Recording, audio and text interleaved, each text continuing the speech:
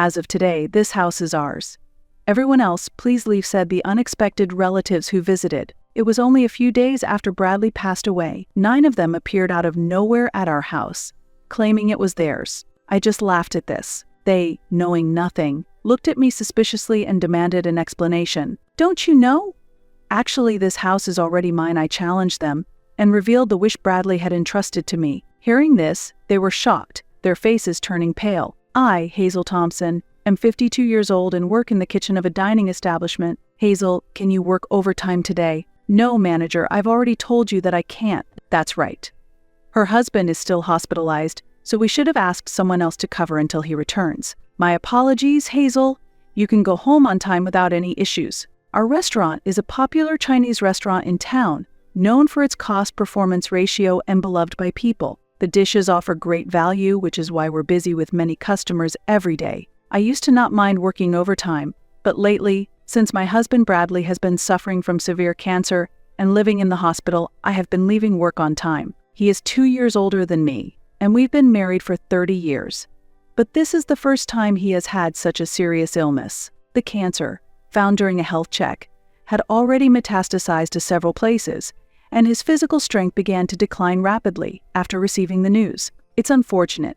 Staying home all the time and working from home caused my strength to decline. He was an interior coordinator, working freelance from home, able to complete his job with just a PC. Thanks to him, I was able to avoid doing household chores and work freely all day. However, since he fell ill, I asked for consideration at work and adjusted my working hours. I start early in the morning and leave early when the shop starts to get busy. I want to provide his care as much as possible and have asked those around me to allow this. Everyone, I'm sorry for always causing trouble. What are you saying? Don't be so gloomy, it'll worry your husband. Really. Just act cheerful and take good care of him. Don't worry, the manager will take care of everything if something happens. Who do you think we are? Laughed my colleagues, joking around. When I asked, everyone accepted without any complaints. Moreover, they even suggested I leave early. The manager was concerned about my financial loss and adjusted the shifts to create the current work schedule. I am grateful to be able to work in such a wonderful workplace. When peaceful days return, I intend to properly reciprocate. Thinking this, I expressed my gratitude to my colleagues and signed the attendance book. I quickly prepared and hurried to the hospital. Ah, you must be Mrs. Thompson. The doctor just arrived and is talking with your husband. When I arrived at the hospital, a nurse noticed me and warmly greeted me. Upon her words, I quickly rushed to the hospital room and entered where Bradley was talking with the doctor. Your wife has arrived. Ah, you finished work. Thank you for your hard work. Bradley is older than me. Originally, he had a youthful face, and often people would think I was the older one.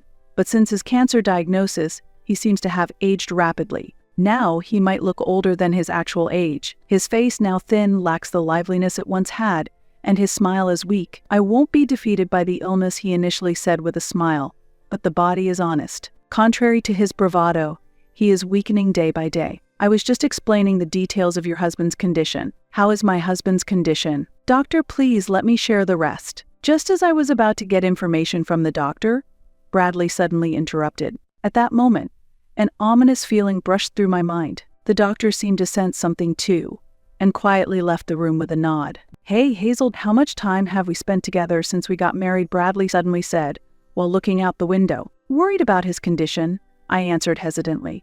30 years. 30 years, ha. It felt long, but looking back, it was like a moment. Stop it.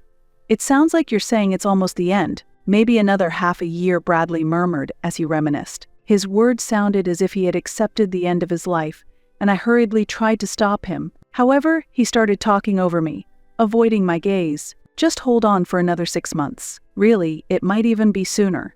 I know my body better than anyone. Bradley slightly smiled as he looked down. The moment I heard his words, my worst fears seemed to become reality, and tears started to fall. I'm sorry for making you sad. I promised when we got married I would never make you sad. Bradley noticed my tears, chuckled awkwardly, and gently wiped them away. Tears welled up in his eyes too, and seeing this made me cry even harder. With a trembling voice, I couldn't stop crying. I'll need to apologize to your parents when I get there. I'm truly sorry for making their daughter sad. Stop it. Once he was gone, I would be alone for the rest of my life. We used to laugh and talk about staying together until the last moment. When Bradley spoke as if he had given up all hope of living, I couldn't hide my anger. Don't talk like it's all decided. Don't say such sad things. Hazel, nothing is decided yet. Medical science is advancing each day. Also, if we look at other hospitals, there might still be other possibilities. I'm going to pass on. Hazel. When I screamed, unable to accept reality, he gently held my hand and continued quietly. I'll be leaving this world soon. No, I absolutely hate that idea. Before I'm gone, I want to do everything I've wanted to do. I want to cherish every moment with you until the end. With that, Bradley began to talk about his plans for the coming days. I don't want to spend my remaining time in the hospital. I want to go home with you. And, Hazel, I know you're busy with work, but could you take a few days off? I want to go on the trip we had planned before. I want to fulfill all your wishes. So, please, Bradley said. Seeing his words and his posture, I painfully realized that this was not just a dream, but reality. I felt there was no more hope. Accepting that fact, I respected his wishes and, holding back my tears, I conveyed his intentions to his doctor. The doctor respected our decision and promptly arranged for his discharge. For safety, additional tests were conducted, and he was able to leave the hospital the next day. Thus, Bradley spent his last days in this hospital. Bradley, I came to visit. Hey, how are you feeling? Ready to go to the other world yet? Just kidding. Hazel, you're here too?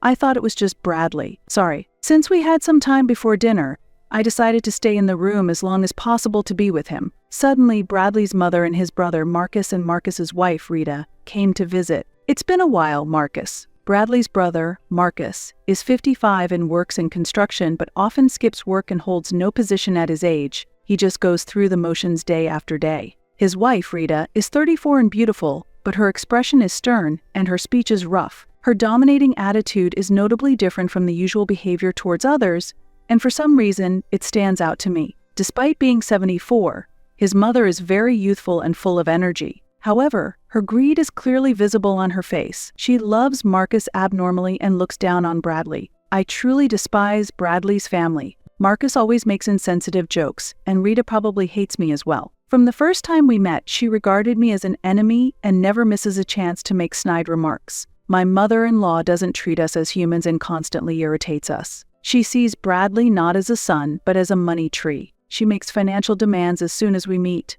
Marcus has a big family, doesn't he? You two don't have kids and both of you earn, so you must have some financial leeway. Could you provide a little support? This kind of monetary demand has become a norm. Marcus's family, including his mother, is a family of 9. After his previous wife ran away, he remarried while having 4 children. He has 2 children with Rita, and their household finances are extremely tight. They can't live on their income alone and are always asking us for financial help. What's with the crowd? What an attitude!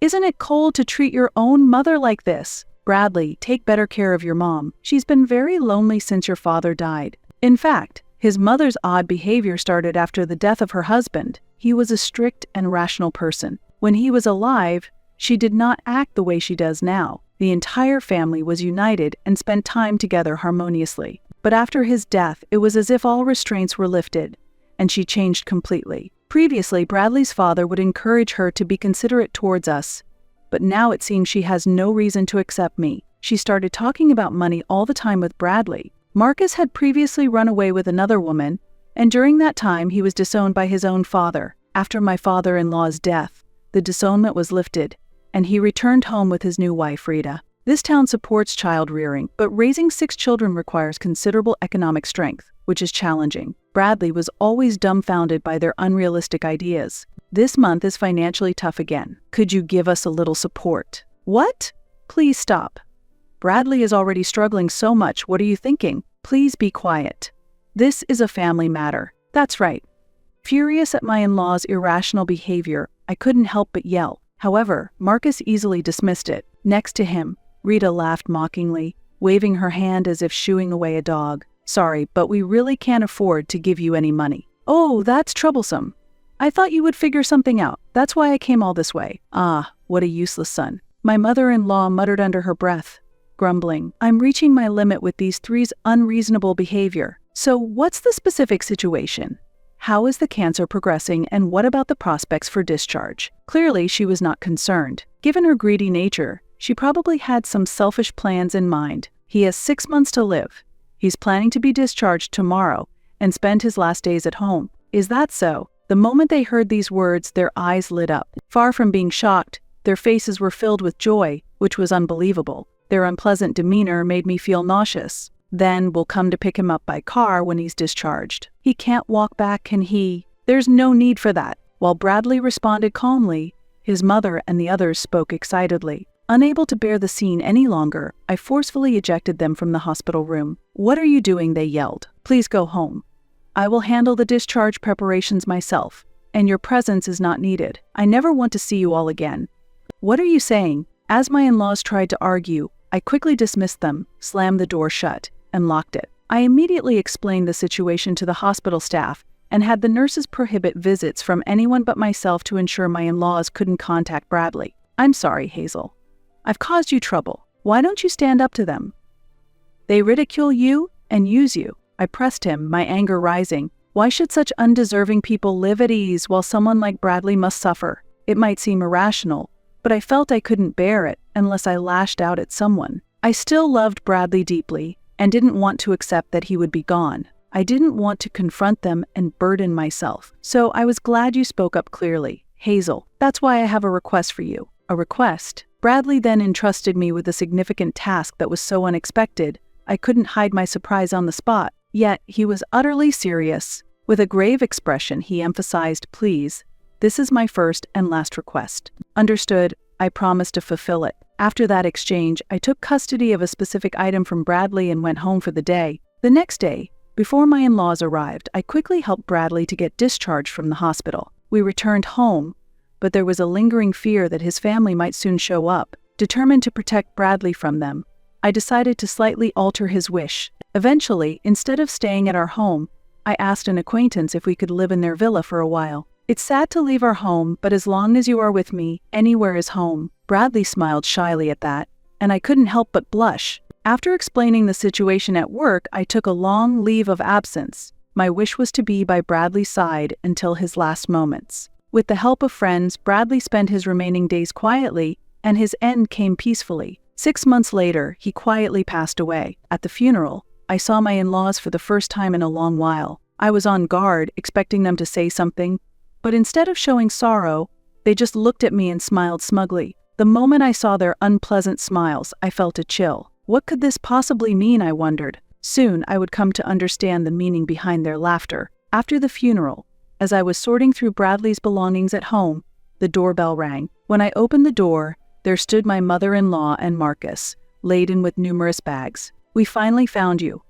Heard from the neighbors that you came back." "What are those bags for?" I asked. As she tried to enter the house while complaining, I stood firmly in the doorway, blocking their entry. Then, Marcus glared at me annoyingly. "Stop blocking the way. Move aside." "I won't move." "What's in those bags? And have you brought your kids too? What are you thinking?" Behind Marcus, his entire family was present. It was a confusing situation, but panicking would play right into their hands. Clearly, they had concocted some plan and had come to our house with it. Confronting them firmly, I stood my ground. Then, my mother-in-law, with a mocking laugh, said something astonishing. "From today, this house is ours. You have to leave." Hearing her words, I was taken aback. My in-laws, all 9 of them, had audaciously planned to take over our home as their own. Faced with their unimaginable audacity, I was at first speechless and silent. My son's possessions naturally belong to his blood-related family, don't they? "He has left this will for us," my mother-in-law said, showing me the will while laughing. However, upon hearing her words,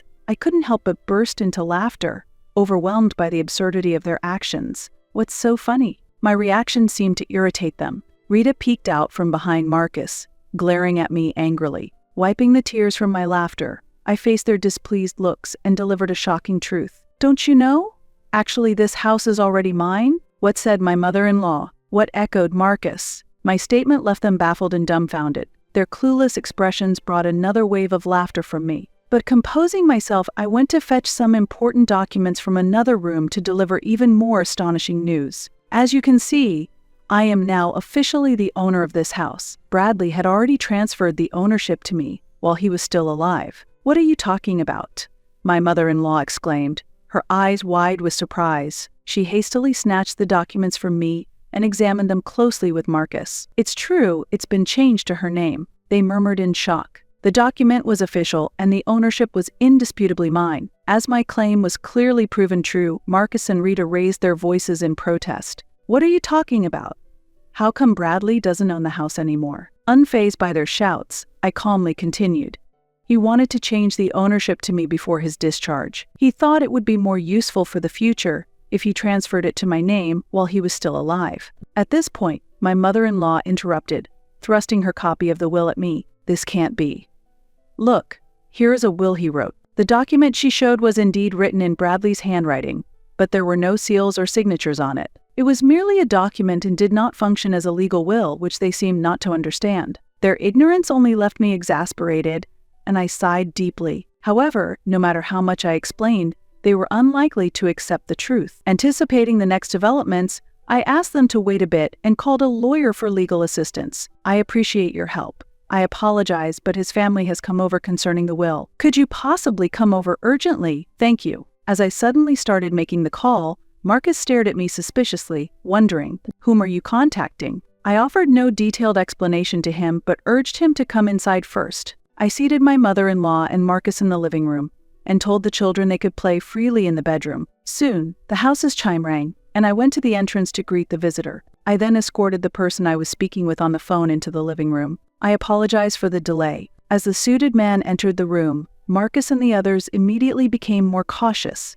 They glared at him with hostility. "I'm sorry for the inconvenience.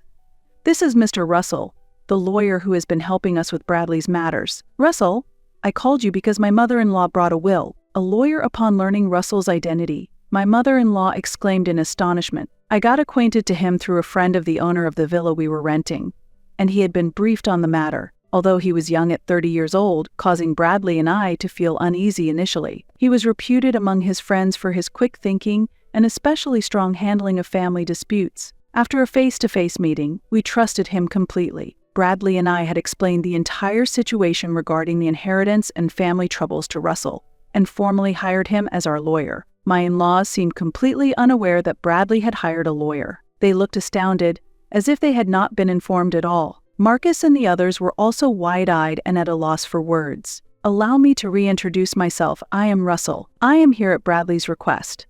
I will be recording this conversation as legal evidence." Unlike Marcus, who dressed flamboyantly, Russell had a simple appearance with black, short-cut hair and clean, straightforward glasses. My mother-in-law seemed to forget why she came to the house as she was taken by Russell's presence. Russell greeted politely, prompting them to reflexively accept his business card. Seeing his business card and lawyer badge, my mother-in-law straightened her posture upon realizing he was a legitimate lawyer. Marcus and Rita also straightened up, showing tense expressions. Afterward, Russell and I sat on the sofa, facing my in-laws to start the conversation. Russell expertly operated the voice recorder, and the discussion began. "May I take a look at the will you have brought?" Russell asked in a composed tone. Perhaps feeling somewhat intimidated by his question, my mother-in-law's hand trembled slightly as she handed over the will. She was probably worried about not being able to secure the inheritance without someone like a lawyer to back her up. It's difficult to maneuver words cunningly against an experienced lawyer. She seemed concerned that the proceedings might turn unfavorable for them. Regardless, Russell calmly read through the will.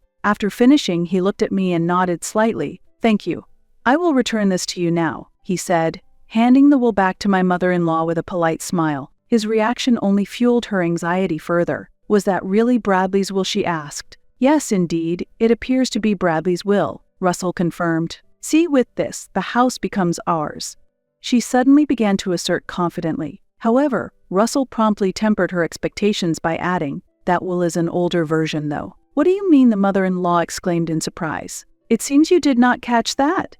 "Indeed, the will presented is Bradley's, but the date is old. The will that is officially recognized as valid is this more recent one," Russell clarified.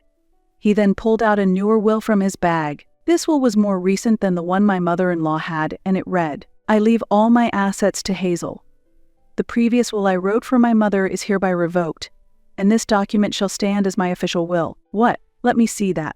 Rita snatched the will from Russell to verify it herself. It had a more recent date, a seal, and even a fingerprint impression, and it stated that a lawyer had officially been commissioned, making it clear which will was valid. Rita and Marcus's faces turned pale as they realized the situation, and my mother-in-law could only quiver her lips in shock. "So, What is the effect of this will? Unfortunately, it is just a worthless piece of paper. That can't be. At that moment, Marcus furiously confronted his mother. Despite the lawyer's presence, he swiftly pressed her, accusing, "You said all the inheritance would be yours." Marcus's words were so fierce, it almost seemed he was about to become physically aggressive. Rita tried to intervene, but Marcus's strength overwhelmed her attempts to calm him, and he continued to shout abusively at his own mother. My mother-in-law cowered under Marcus's angry voice. The scene was truly chaotic. Seeing this, I sternly glared at Marcus and spoke in a calm voice. "Please stop causing a disturbance in someone else's home. It's really troublesome." "What did you say?" Marcus retorted. "If you cause any more trouble here, Russell will confirm everything, and if necessary, we will consider taking legal action." The mention of Russell's name seemed to snap Marcus back to reality. He was facing a lawyer. No matter how much Marcus, who was not well versed in law, resisted, it was futile, and he nervously sat back down on the sofa. By the way, did Bradley truly write this will himself? I asked my mother-in-law amid the now silent room, as she claimed that Bradley willingly wrote the will during his hospital stay. I waited quietly for her to elaborate. "Yes, he did. Bradley wrote it for me while he was in the hospital," she said, unable to hide her irritation. "Really?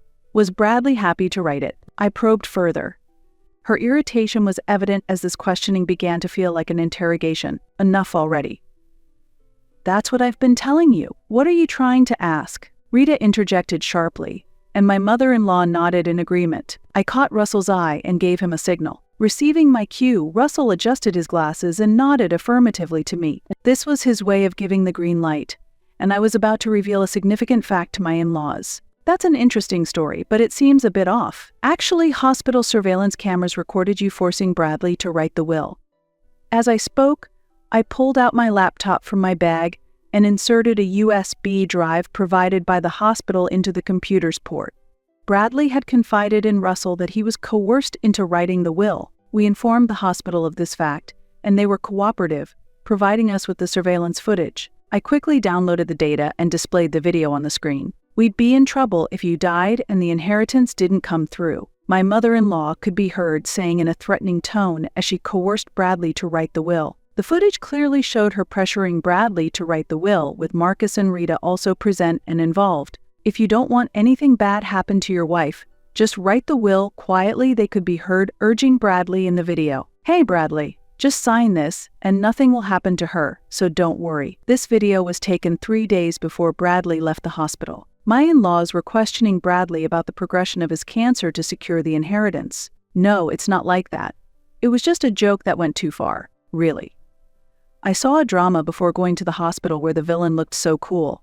I just imitated it without thinking. I didn't mean it seriously, please forgive us." As the situation turned against them, they hastily began to make excuses. Their words only fueled my anger further, and I sighed at their unsightly demeanor. If you had admitted it honestly, it would have been one thing, but trying to hide it clearly shows intent. "Russell, can we apply charges of extortion based on this?" "Absolutely, the statements provide sufficient evidence." He smiled broadly as he picked up the voice recorder. Marcus and Rita, realizing they had forgotten about the voice recorder, showed their astonishment. "That means, including compensation for the victim, we will be filing for damages against all of you." "This can't be true."